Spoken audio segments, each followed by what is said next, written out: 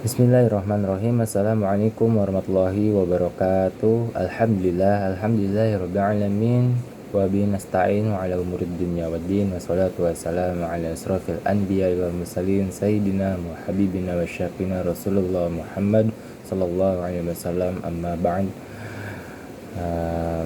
Alhamdulillah, mari kita panjatkan puji serta syukur kepada Allah Subhanahu wa taala yang telah memberikan kita rahmat dan karunia sehingga kita dapat melaksanakan ujian akhir semester pada hari ini.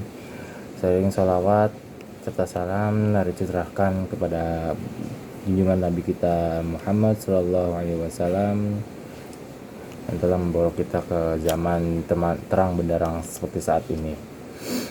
Selamat pagi kepada Bapak Al-Fauzi selaku dosen mata kuliah Ulumul Hadis, yaitu Bapak dosen Al-Fauzi SUD LCMA CPSM.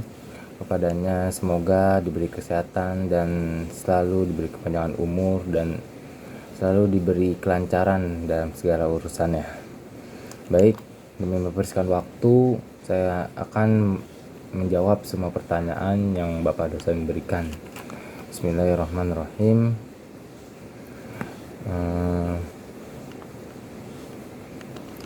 Jelaskan apa yang Anda pahami tentang hadis maudhu', matruk, munkar, mudraj, dan maklub. Hadis palsu diistilahkan sebagai hadis maudhu' di tempat lain. Istilahnya adalah Muzayyaf Syuhudi mendefinisikan hadis palsu sebagai pernyataan atau pernyataan yang sesungguhnya bukan hadis Nabi Shallallahu Alaihi Wasallam, tetapi beberapa kalangan menyebutnya sebagai hadis Nabi Shallallahu Alaihi Wasallam. Menurut Al-Qurtubi, orang-orang yang menciptakan hadis palsu dapat dibedakan menjadi 4 kelompok. Pertama, kelompok zindik yang membuat hadis palsu, menambahkan kalimat frasa pada hadis sahih untuk menimbulkan kerisauan atau kebingungan di kalangan umat. Kedua, pengikut fanatik sebuah mazhab atau golongan yang membuat hadis palsu untuk menguatkan mazhabnya. Tiga, orang-orang yang putus asa dalam menganjurkan kebaikan dengan maksud baik, membuat hadis palsu tentang suatu perbuatan. Dia ingin agar umat Islam terdorong untuk melakukan perbuatan tersebut. Langsung ke hadis yang kedua, hadis matruk. Hadis matruk yaitu hadis yang diriwayatkan oleh seorang perawi yang para ulama sepakat bahwa dia perawi yang dhaif, atau perawi tersebut tertuduh sebagai perawi yang pembohong, atau dia dikenal sebagai masyarakat sebagai pembohong. Sebuah hadis yang diriwayatkan dari Amr bin Syamar, dari Jabir, dari Abu Tufail, dari Ali dan Ammar, keduanya berkata, Rasulullah SAW biasa melakukan kunut pada salat subuh. Beliau juga biasa memperbanyak takbir pada hari Arafah setelah salat zuhur hingga salat asar pada hari terakhir, hari tasyrik. Dalam sanad hadis itu ada seorang perawi yang diduga kuat sebagai seorang pembohong, yaitu Amr bin Syamar. Yang ketiga, hadis mungkar. Hadis mungkar yaitu sebuah hadis yang diriwayatkan oleh seorang perawi yang sangat pelupa ya dia. Sangat sering melakukan kekeliruan, terlihat suka berbuat maksiat, atau sudah susah dipercaya bila sebuah hadis diriwayatkan dari jalurnya saja. Hadis mungkar adalah hadis yang diriwayatkan dari jalur seorang perawi yang kekuatan hafalannya tidak dianggap layak, apabila itu hanya didapatkan dari jalurnya saja. Nah, di sini inilah definisi hadis mungkar yang dimaksud oleh para ulama hadis generasi pertama seperti Imam Ahmad dan Imam Nasai.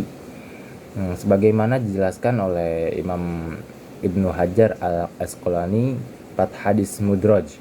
Secara bahasa, mudraj merupakan isim maf'ul dari lafal adraj yang berarti memasukkan, sedangkan mudraj berarti sesuatu yang dimasukkan. Sedangkan menurut istilah dalam kitab Manzumah Al-Baikuni yang isinya wal mudrajatu fil hadithi ma'atat min ba'dil alfadhi arwati tasolat Kemudrajan ini di hadis adalah hadis yang datang dari sebagian lafal para perawi yang tersambung. Yang kelima, hadis maqlub. Maqlub hadis merupakan pergeseran antara satu lafal dengan lafal yang lain pada suatu sanad hadis atau matannya. Dalam gambaran sederhana, adanya ketidaksesuaian urutan mata rantai sanad atau matan hadis. Istilah maqlub sendiri secara bahasa berasal dari bentuk isim maf'ul dari kata al-qalb yang artinya menyimpan sesuatu dari susunan asalnya.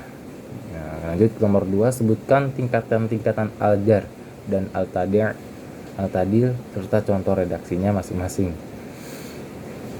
Tingkatan pertama, yang menggunakan bentuk superlatif dalam penta'dilan atau dengan menggunakan wazan af'ala dengan menggunakan ungkapan-ungkapan seperti fulan kepadanya lah puncak ketepatan dalam periwayatan, atau fulan yang paling tepat periwayatan dan ucapannya, atau fulan orang yang paling kuat hafalan dan ingatannya. Yang kedua, tingkatan kedua, dengan menyebutkan sifat yang memuatkan kesikohannya dan keadilannya dan ketepatan periwayatannya, baik dengan lafal maupun dengan makna, seperti soqotun siqoh atau siqotun sabid, atau siqoh dan terpercaya, makmun atau siqoh dan hafid.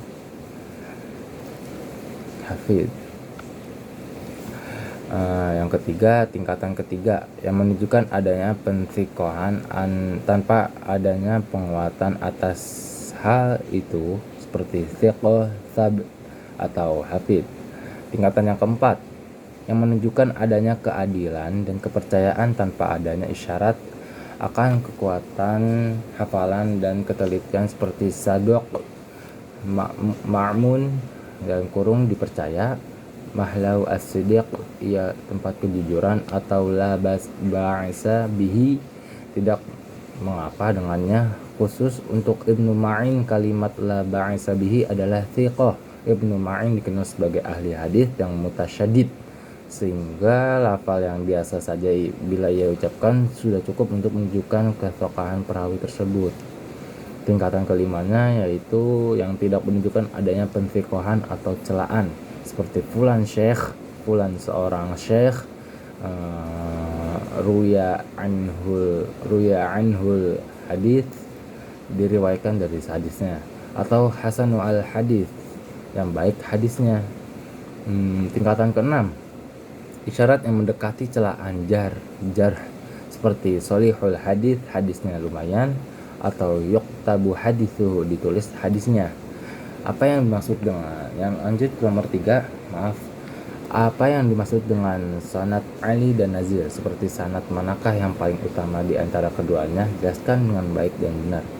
Yang ketiga, saya jawab, sanad yang jumlah perawinya lebih sedikit untuk sampai kepada baginda Rasulullah SAW disebut dengan sanad ali, sedangkan jika terdapat sanad yang jumlah perawinya lebih banyak untuk sampai kepada Rasulullah SAW, maka disebut sanad nazil. Imam Ibnu Salah dalam Muqaddimah mengklasifikasikan sanad ali ke dalam 5 jenis. Pertama, sanad yang jumlah perawinya lebih sedikit untuk sampai kepada Rasulullah SAW, dan jenis ini merupakan yang paling tinggi tingkatannya. Kedua, sanad yang jumlah perawinya sedikit untuk sampai kepada para imam hadis, meskipun jumlah perawinya untuk sampai ke Rasulullah ini banyak. Yang jenis ketiga adalah sanad yang dekat dengan riwayat sahihannya atau riwayat atau kitab-kitab rujukan lainnya. Adapun pada jenis ini terdapat 4 macam bentuk, yaitu al-muwafaqah, al-iddal, al-musawah, dan al-musafahah. Bahwa sanad ali lebih utama dibandingkan dengan yang nazil karena banyak kesalahan. Adapun sanad nazil dapat dipertimbangkan asalkan perawi dalam sanad tersebut lebih thiqah jika dibandingkan dengan yang ali. Lanjut ke nomor 4, jelaskan apa itu hadis musalsal, serta contoh dan pembagiannya. Hadis musalsal adalah hadis yang rawi-rawi atau riwayatnya mengikuti satu sifat. Maksudnya adalah hadis ini memiliki sifat yang menjadi ciri khas, yang mana sifat itu diikuti oleh setiap perawi dan meriwayatkan hadis tersebut. Sifat yang menjadi ciri khas itu bisa berkaitan dengan rawi-rawinya atau berkaitan dengan riwayatnya. Hadis musalsal yang berkaitan dengan rawi-rawinya itu dibagi menjadi 3 bagian, yaitu hadis musalsal qauli, yaitu hadis musalsal yang berupa perkataan sebagaimana sabda Rasulullah SAW, sabda Nabi SAW kepada sahabat Mu'adz bin Jabal. Dari sahabat Mu'adz bin Jabal berkata, aku bertemu dengan Rasulullah SAW, lalu beliau berkata, wahai Mu'adz, sesungguhnya aku mencintaimu. Lalu aku berkata, wahai Rasulullah SAW, dan aku demi Allah aku juga mencintaimu, ya Rasulullah. Rasulullah pun berkata, sesungguhnya aku berwasiat kepadamu dengan kalimat-kalimat yang mana kamu berdoa dengan kalimat-kalimat itu di setiap sholat. Ya Allah, tolonglah aku agar aku dapat mengingatmu, bersyukur padamu, dan beribadah dengan baik kepadamu. Yang kedua, yaitu hadis musalsal yang berupa perbuatan. Contohnya adalah ketika Nabi SAW menjalinkan tangannya kepada sahabat Abu Hurairah radhiyallahu an, Abul Qasim, Rasulullah SAW menjalinkan tangannya dengan tanganku dan bersabda, Allah menciptakan bumi pada hari Sabtu, gunung-gunung pada hari Ahad, pohon-pohon pada hari Senin, perkara yang dibenci pada hari Selasa, cahaya pada hari Rabu, dan lautan pada hari Kamis. Hadis tersebut digolongkan hadis musalsal fi'li karena setiap rawi yang meriwayatkan hadis tersebut kepada rawi lainnya selalu melakukan hal yang sama seperti yang dilakukan Nabi SAW pada sahabat Abu Hurairah radhiyallahu an, yaitu menjalinkan tangannya. Yang ketiga, hadis musalsal qauli wa fi'li ma'an, yaitu hadis musalsal yang berupa perkataan dan perbuatan secara bersamaan. Bagaimana hadis yang diriwayatkan sahabat Anas bin Malik radhiyallahu an, seorang hamba tidak akan menemukan manisnya iman sehingga ia beriman kepada qadar, baik dan buruknya, manis dan pahitnya. Meskipun hadis tersebut adalah hadis dhaif, namun masih digolongkan hadis musalsal qauli wa fi'li ma'an karena ketika sahabat Anas bin Malik radhiyallahu anhu meriwayatkan hadis tersebut, beliau juga menggenggam jenggot dan mengatakan sebagaimana yang dikatakan Nabi Muhammad SAW. Lanjut ke nomor 5. Jelaskan apa yang dimaksud dengan kitab Jami', Musnad, Sunan, dan Ajza. Kitab Jami' merupakan salah satu kitab karya Al-Hafidh Al-Imam Jalaluddin Abdurrahman bin Abu Bakar Al-Misri As-Suyuti As-Syafi'i Al-Asy'ari. Al-Jami sesuai dengan namanya. Kitab ini mengumpulkan dan menyederhanakan hadis-hadis Nabi yang jumlahnya ratusan ribu menjadi 10.030 hadis saja. Kitab ini juga meringkas hadis Nabi yang berada pada berpuluh-puluh jilid menjadi satu jilid saja. Kitab ini juga berusaha menghimpun hadis Nabi yang tersebar dalam puluhan ribu halaman menjadi satu jilid. Yang kedua, kitab Musnad. Menurut etimologi, musnad berarti sesuatu yang disandarkan pada sumbernya, sehingga di sini dipahami bahwa kitab musnad merupakan kumpulan hadis yang semuanya tersusun dengan sebuah sandaran tertentu. Sedangkan menurut terminologi, kitab musnad adalah sebuah hadis yang disusun berdasarkan nama perawi pertama. Di antara keistimewaannya yang dimiliki oleh kitab musnad adalah kitab tersebut hanya mencakup hadis-hadis yang berasal dari Nabi, artinya tidak terdapat di dalamnya perkataan sahabat atau tabi'in, apalagi fatwa tabi'ut tabi'in, kecuali sedikit saja. Kedua, dalam kitab musnad sudah tidak ada ditemukannya tambahan-tambahan dari penulisnya kecuali sedikit saja. Misalnya saja Musnad Al-Humaidi. Di sana ia dan gurunya terkadang memberikan komentar terhadap riwayat yang disampaikan. Dan lanjut ketiga, kitab Sunan. Kitab sunan adalah kitab hadis yang menyuguhkan hadis-hadis marfu' dan disusun berdasarkan bab-bab fikih.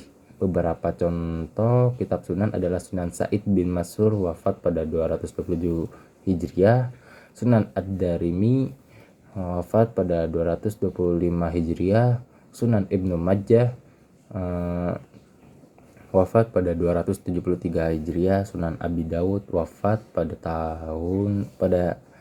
275 Hijriah. Sunan An-Nasai atau Al-Mujtaba wafat juga pada tahun 303 Hijriah. Sunan Ad-Darqutni wafat pada 385 Hijriah dan Sunan Baihaqi 458 Hijriah dan lainnya, masih banyak lagi. Yang keempat, kitab Ajza atau Rasail. Kitab Ajza atau Rasail ialah kitab yang berisi hadis-hadis yang dikumpulkan berdasarkan sesuatu perkara atau tema tertentu seperti Rafu' al-Yadain karya Imam Bukhari. Dalam kitab ini Imam Bukhari mengemukakan hadis-hadis tentang mengangkat tangan tanpa membahas kedudukannya, apakah ada yang mansukh, mujmal dan lainnya. Alhamdulillahirabbil alamin. Selesai sudah. Saya jawab semua pertanyaan dalam tugas ujian akhir semester pada hari ini yang merupakan mata kuliah Ulumul Hadis. Semoga jawabannya alhamdulillah, semoga jawabannya memuaskan dan mudah-mudahan benar semua. Amin ya rabbal alamin. Mungkin segitu saja. Apabila ada kesalahan yang keluar dari kata-kata saya, mohon dimaafkan. Wabillahi taufiq wal hidayah. Wassalamualaikum warahmatullahi wabarakatuh.